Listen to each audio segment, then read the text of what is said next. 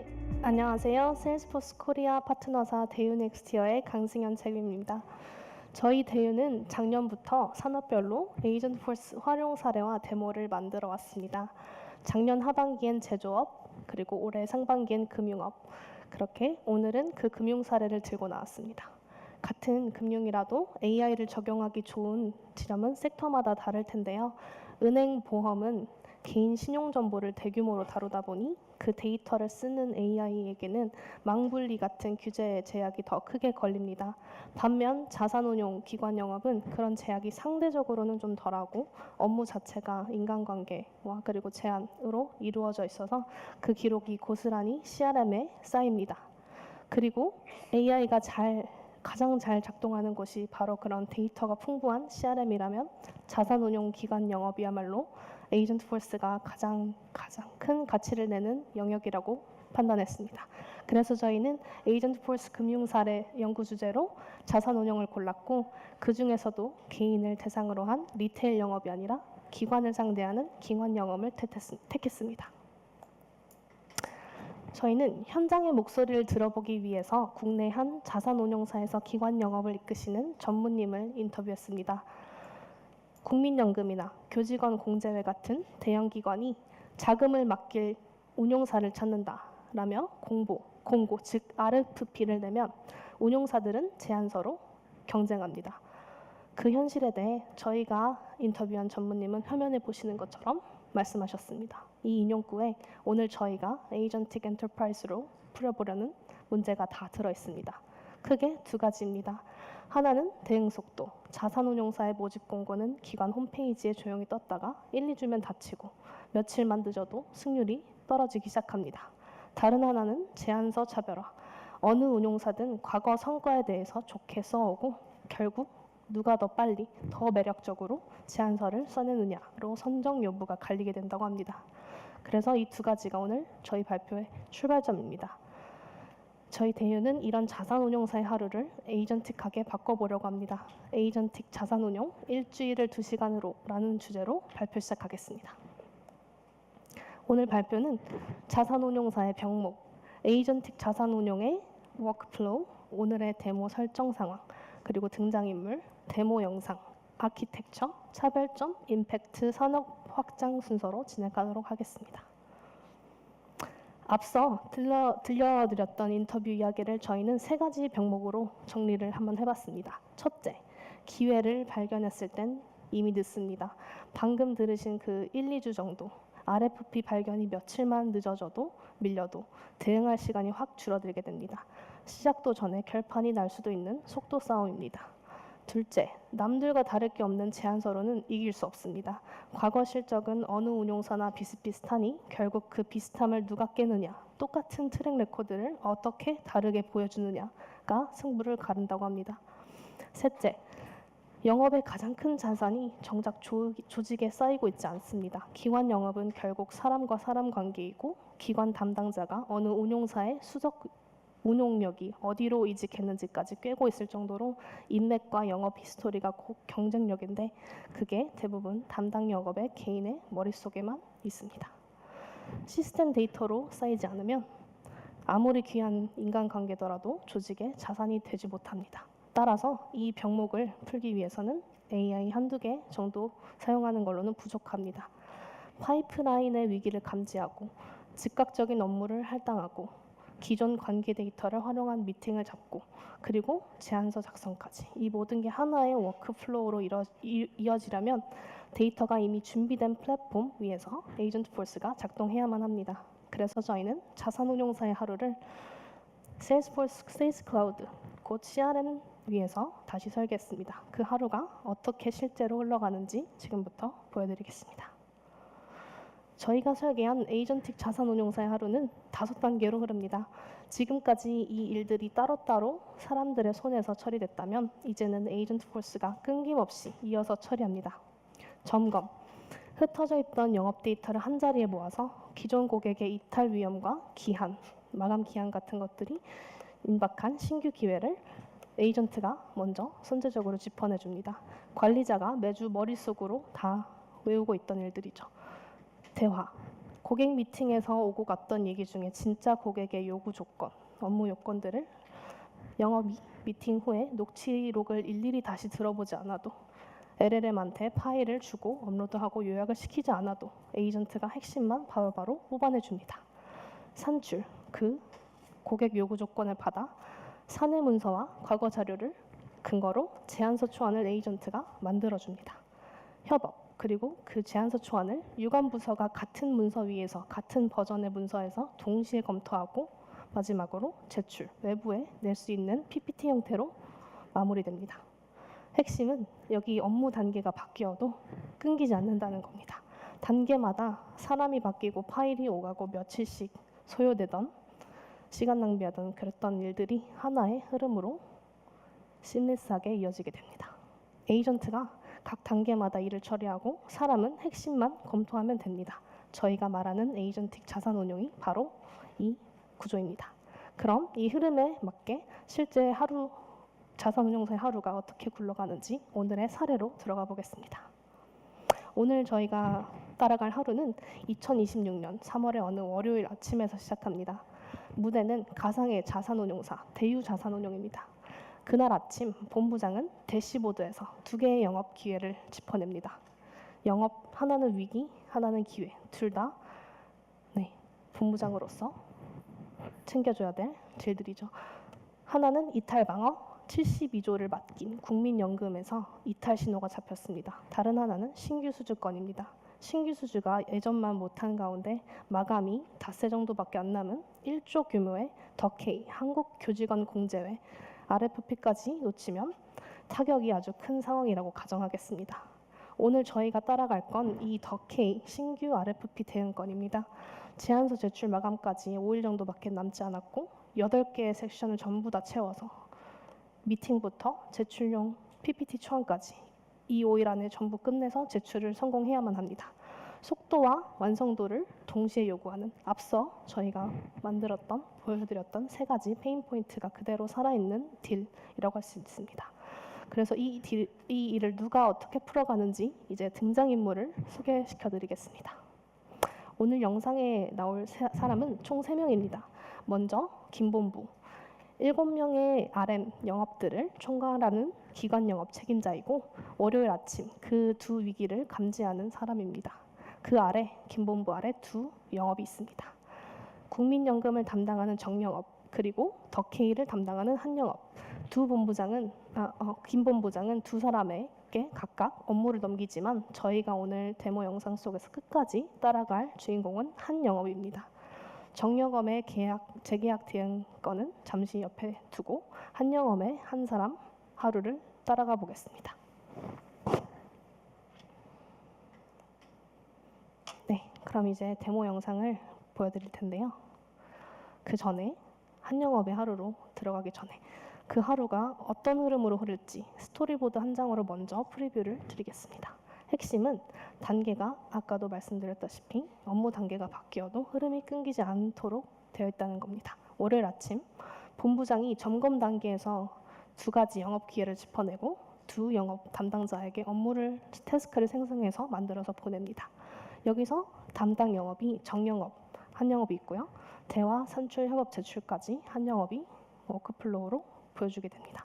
그리고 각 단계마다 에이전트가 실제로 일을 합니다. 태블로 넥스트가 영업의 위기 점검을, ECI가 미팅 분석을, 에이전트 포스가 제안서 초안을 만들어주고 슬랙이 협업을, 마지막으로 AWS가 제출물인 PPT까지 만들어주게 되어 있습니다. 한 가지만 미리 말씀드리면 잠시 후 데모 영상 속에서 에이전트가 꺼내는 점유율, 마지막 접점 날짜, 작년에 명함을 교환했던 그런 미팅 이력까지 이미 CRM에 쌓여있던 데이터들입니다. 세일즈 클라우드에 CRM 데이터가 있으니 에이전트가 바로바로 찾아낼 수 있는 겁니다. 그럼 이제 데모 영상을 보여드리겠습니다. 오늘 보실 데모는 다시 한번 세일즈포스 에이전트 포스 기반의 에이전틱 자산 운용이고요. 에이전트 포스는 단순한 챗봇이 아니고 업무를 실행하는 AI입니다. 그리고 한 가지, 데모 영상 속에 있는 에이전트가 꺼냈을 데이터들은 세일즈 클라우드에 있는 데이터들이고요. 이제 본격적으로 에이전틱 엔터프라이즈를 도입한 대유 자산운용의 하루를 보여드리겠습니다. 가장 먼저 김본부의 하루로 시작합니다. 에이전틱 자산운용 도입 전에 김본부는 RM 7명에게 담당 기관의 이탈 위험과 신규 딜 진행 상황을 일일이 전화로 보고받았습니다. 이제는 김본부가 한 화면에서 태블로 넥스트 대시보드에서 에이전트에게 자연어로 묻기만 하면 됩니다. 먼저 기존 고객의 이탈 방어부터 점검합니다. 김본부가 이탈 위험이 높은 고객은 어디야? 보여줘 라고 채팅에 입력하면 에이전트가 데이터를 분석해 이탈 위험이 가장 큰 고객 72조를 맡긴 국민연금을 1순위로 짚어냅니다. 그렇다면 왜 이 이탈 위험이 높을까요? 다시 물으니 운용 성과를 부진하다, 재선정 평가가 임박했다, 이렇게 이탈 위험의 원인을 한 번에 정리해 줍니다. 그리고 원인을 확인한 김본부가 에이전트에게 바로 지시하자 이렇게 담당 RM 영업에게 국민연금 재계약 대응 태스크가 즉시 생성되었습니다. 그 다음 김본부는 신규 딜을 점검합니다. 신규 수주 흐름을 물어보니 에이전트가 차트로 최근 수주가 12개월 평균을 크게 밑돌고 작년 하반기 정점 이후 둔화 세다라는 것을 보여줍니다. 김본부의 팔로업 질문에는 제안서 마감이 5일밖에 남지 않은 더케이 건을 찾아주고 작년 김본부가 더케이 CIO와 명함을 나눈 이력까지 에이전트가 다 찾아내줍니다. 그래서 제안서 준비 같은 실무는 한영업이 맡고 김본부는 CIO에게 직접 컨택합니다. 이렇게 김본부는 두 가지 인사이트를 얻었습니다. 지켜야 할 국민연금, 새로 따내야 할 더케이 건, 오늘의 핵심 과제 두 건으로 정리되었습니다. 지금부터는 더케이 대응 업무를 맡은 한영업의 화면으로 넘어갑니다. 기존에 영업사원이 1시간짜리 미팅 녹화를 다시 돌려보면서 일일이 고객 요건을 다 받아 적었다면 이제는 ECI가 방금 끝난 더케이와의 화상 미팅을 곧바로 분석합니다. 화상 미팅이 끝나자마자 녹화본 레코드가 세일즈 클라우드에 자동으로 올라옵니다. 대화록과 요약, 핵심 인사이트까지 한영업이 손대지 않아도 이미 모두 정리되어 있습니다. 여기서 ECI를 열어서 미팅 내용을 자연어로 물어보면 바로바로 답을 해줍니다. 고객 핵심 요구사항을 추출해줘 라고 입력하면 IRR 기준, 성과 보수, GP 커밋 상향 등등 ESG 통합 평가까지 주요 요구사항들을 자동으로 정리해줍니다. 이어서 자료 보관과 내부 검토 같은 후속 조치도 업무 목록으로 다 뽑아줍니다. 이어서 이 정리 결과를 그대로 이어받아서 제안서 초안 작성은 에이전트 포스가 이어가게 됩니다. 이제 한영업은 기회 오브젝트에서 더케이 레코드를 열고 에이전트 포스를 띄웁니다. 대화창에 더케이 RFP 문서와 자사의 운용 자료들, 과거 자료들을 전부 업로드합니다. 이번에 더케이 RFP를 응대하는 데 있어서 필요한 관련 모든 자료를 업로드하는 순간입니다. 여기서부터가 핵심입니다. 한영업은 에이전트에게 업로드한 문서를 기반으로 선정 절차와 일정, 자격 요건, 평가 배점 등을 장리해달라고 에이전트 포스에게 자연어로 명령만 하면 됩니다.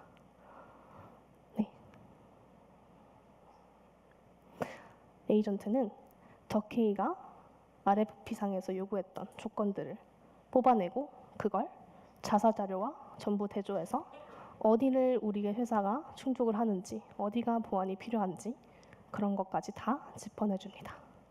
사람이 기존에는 RFP 수십 장을 전부 읽어가며 검토하고 작성하던 일을 에이전트가 이제는 자연어 몇 마디로 끝낼 수 있는 장면입니다.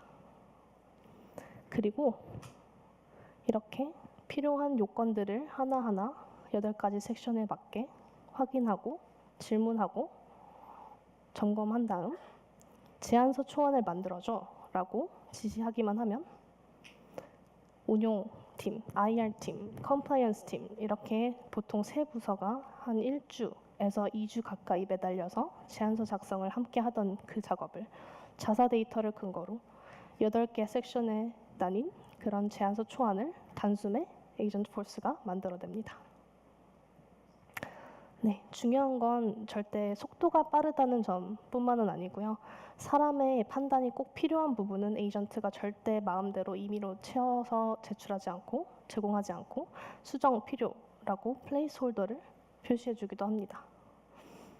더 나아가 에이전트에게 수수료를 바꿔줘 라고 하면은 해당 섹션만 즉시 고치고 또 결격 사유 체크리스트를 돌려줘 라고 명령하면 자기가 쓴 답변을 스스로 검수해서 컴플라이언스 1차적 검토 정도까지는 스스로 해내는 모습을 보실 수 있습니다.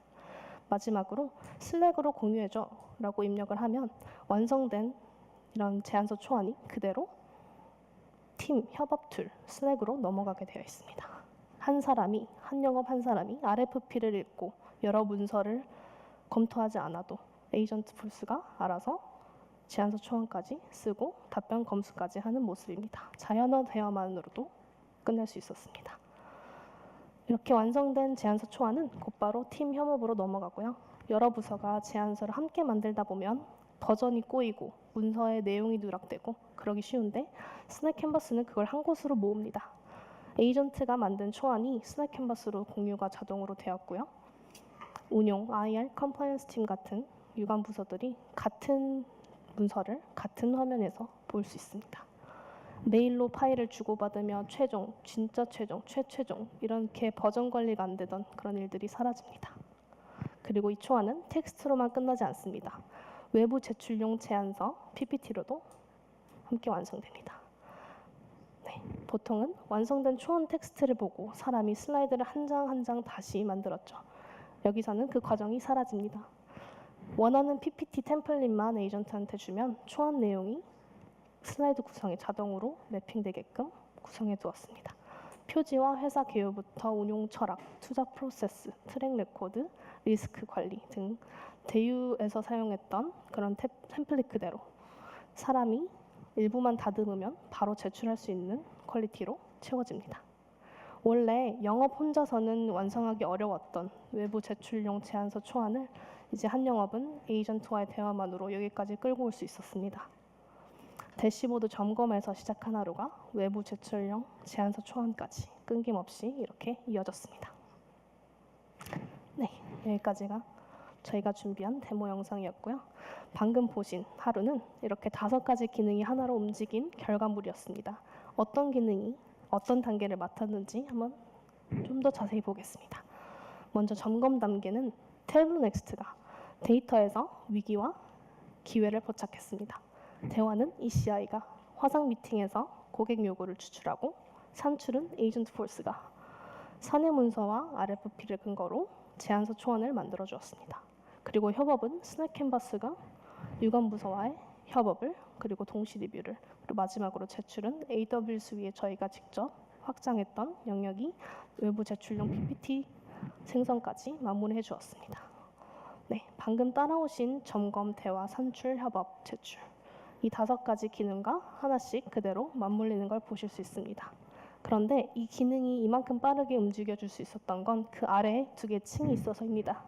먼저 데이터 360, 흩어져 있던 영업 기록을 하나로 통합하는 데이터 레이어, 그리고 그 모든 것의 출발점, 세일스 클라우드, 고객과 미팅과 태스크가 처음부터 기록되는 코어입니다. 아까 영상 속에서 에이전트 폴스가 국민연금 점유율도 작년 덕케이 CIO 명함 교환 이력까지 곧바로 알려줄 수 있었던 건 그 데이터가 이미 코어 제품에 쌓여 있었고 데이터 360이 그것을 하나로 에이전트 폴스에게 이어줬기 때문입니다. 에이전트의 응답 속도와 정확도는 LLM 모델이 아니라 그 아래 데이터에서 나옵니다. AI를 밖에서 가져다 붙이는 게 아니라 데이터가 이미 사는 곳에서, 이미 존재하는 곳에서 작동한다. 이게 저희가 에이전틱 자산 운용 레이어라고 부르는 구조입니다. 결국 데이터가 준비되어 있으면 에이전트는 점검부터 제출, 끝까지 실행합니다. 이게 바로 방금 보신 에이전틱 자산 운용입니다. 그렇다면 그냥 AI를 도입하는 것과 방금 보신 에이전틱 자산 운용은 무엇이 다를까요? 3가지입니다. 첫째, 엔드-투-엔드 업무 자동화입니다. 한 단계를 돕고 멈추는 AI가 아니라 위기 점검부터 미팅 분석, 제안서 작성, 협업, 외부, 제출까지 하나의 워크플로우로 다 이어줍니다. 둘째, 데이터 기반 단일 플랫폼입니다. AI를 외부에서 붙인 게 아니라 영업 데이터가 이미 쌓여있는 CRM과 데이터 360 위에서 네이티브로 작동합니다. 그래서 에이전트의 답변이 빠르고 정확할 수 있습니다. 셋째, 휴먼 인 더 룹입니다. 사람을 대체하는 게 아니라 에이전트가 실행하고 사람은 검토합니다. 에이전트가 자기 한계를 알고 사람이 꼭 점검해야 되고 검토를 다시 해야 될 지점은 플레이스홀더로 남겨줍니다. 이 검토 구조가 업무 자동화에 신뢰를 더해줍니다.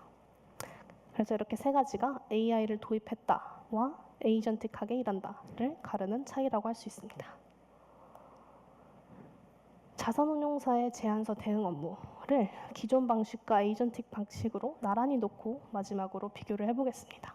기존 방식은 non-agentic 자산운용입니다. 운용, IR, compliance 최소 세 팀이 제안서 작성 한 건에 함께 매달려 약 일주일을 소요합니다. 인터뷰로 확인한 저희 현장의 목소리를 시나리오로 구체화한 기준이고요. 그리고 에이전틱 방식은 이제 RM 한 명과 에이전트입니다. 점검, 미팅, 분석, 협업 제출, 가장 오래 걸린 초안 생성까지 다 합쳐서 약 2시간이면 할 수 있습니다. 다만 여기서의 2시간은 산출물 제출용 초안까지이고요. 최종 검토와 확정은 결국 앞서 말씀드린 대로 사람이 휴먼 인더 룹으로 들어와서 그대로 사람의 몫으로 해내야 하는 부분입니다. 결국 같은 인력으로 더 많은 RFP에 더 빠르게 대응할 수 있게 됩니다. 그리고 이건 자산운용사만의 이야기가 아니라고 생각합니다. 오늘 보신 5단계 점검, 대화, 산출, 협업, 제출에서 도메인 데이터만 바꾸면 워크플로우는 그대로 여러분의 산업이 될 수 있습니다. 보험, 법인 영업은 갱신 위험을 감지해 견적서까지, 증권과 IB는 딜 파이프라인을 점검해 투자 제안서 초안까지, B2B 사스는 어카운트 이탈 신호를 잡아 SOW까지 시작과 끝의 데이터만 다를 뿐 5단계는 비슷비슷합니다. 산업은 달라도 구조는 비슷합니다. 네, 그래서 제가 드리고 싶은 질문은 여러분의 회사에서 일주일짜리 업무는 무엇입니까? 반복적이고 자주 하는 그 일도 오늘 보신 5단계로 다시 설계할 수 있습니다. 오늘 자산운용사의 하루를 점검부터 제출까지 따라가 봤습니다. 에이전트는 실행하고 사람은 검토합니다. 워크플로우는 끝까지 가고 일주일 걸리던 일이 이렇게 2시간이 되었습니다. 이것이 데이넥스티어의 에이전틱 자산운용이었습니다. 이상 발표를 마치겠습니다. 감사합니다.